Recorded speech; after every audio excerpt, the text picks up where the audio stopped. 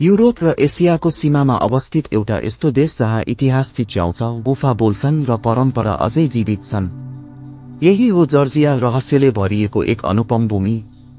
जर्जिया मानव बस्तीको आदि युगदेखिको साक्षी हो। यहाँ पौराणिक कथाहरू, धार्मिक विश्वासहरू र सांस्कृतिक धरोहरहरूले देशको आत्मा निर्माण गरेका छन्। यहाँको दृश्यावलीले साँच्चै मन मोहित पार्ने गर्छ, जहाँ सुन्दर पर्वतहरूको श्रृङ्खला, हरियालीले भरिएको उपत्यका, सांस्कृतिक र ऐतिहासिक महत्त्व बोकेको पुराना सहरहरू र आधुनिकता र प्रविधिले चम्किएको समुद्री किनारहरू एकैसाथ पाइन्छन्।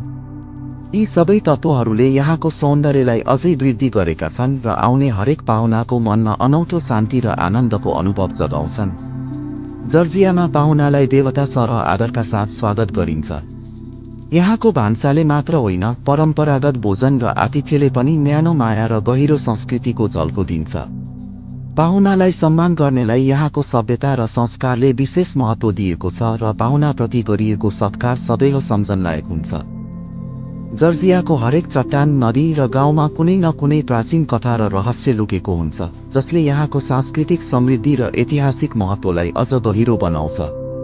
ती कथाहरूले जनजीवन, परम्परा र प्राकृतिक सौन्दर्यसँग जोडिएका छन् र सुनाउँछन् जर्जियाको अनौठो पहिचान।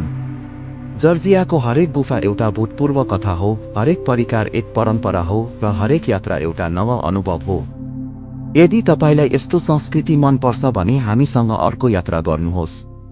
दुनियाँभरका अनौठा रहस्य र सुन्दर दृश्यहरू तपाईलाई चकित बनाउनेछन्। यस्ता रोमाञ्चक कथा र दृश्यावली हेर्न हाम्रो अराउन्ड द वर्ल्ड च्यानललाई लाइक गरी सब्स्क्राइब गर्न नबिर्सनुहोस्। यात्रा अझै रमाइलो बनाउन तपाईको साथ आवश्यक छ। धन्यवाद।